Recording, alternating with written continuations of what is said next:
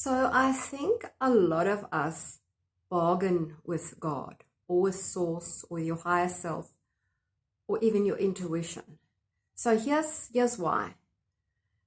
So often we think, okay, we're going to go with our guidance, our intuition, what we feel best.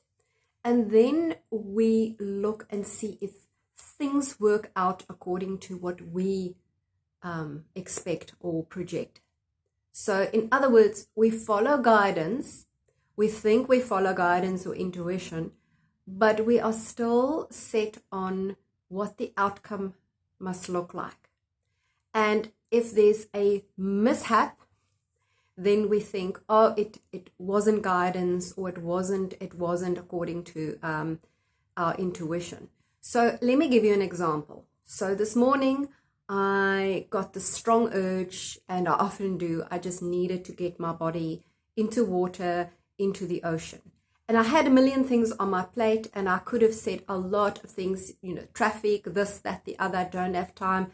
But I just knew I had to, even if it is literally drive down, take a dip and drive back. So it was fantastic. It was so refreshing. A few things happened.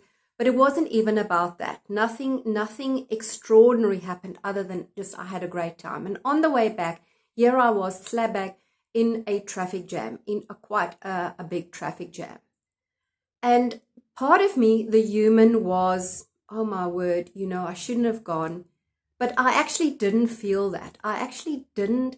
I noticed the thoughts coming up that maybe this was, I did this and now I'm stuck in a traffic jam. And I must be honest, I could feel the frustration. I could feel the irritation. But the beautiful thing was I could feel it, but I wasn't reacting or responding to it. I was watching it. Because I realized that if I now go and make my intuition or the guidance that I felt, if I now negate it with, yes, now I'm stuck in a traffic jam, then I'm actually placing my own expectations on what the guidance was about. I don't need to know, and that's the thing, we don't need to. Guidance isn't about an outcome or our expectations. It's literally about the guidance, the unquestioning trust, because there's a bigger picture that we do not know about. And here I was, and actually I could feel the release and I could feel the softening in my body as I was driving back, and I realized this traffic jam. I noticed, there's a little bit of irritation, there's a wandering, there's a question. And as I notice it, literally the thought disappears. And that's the thing about guidance. That's what I want to remind us and make sure we actually get this point.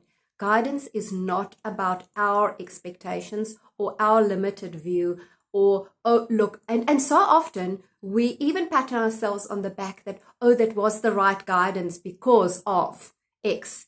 Went into the shop and something great happens. You remember to buy something and you pat yourself in the back and you think, oh, yes, I was right. My guidance was right.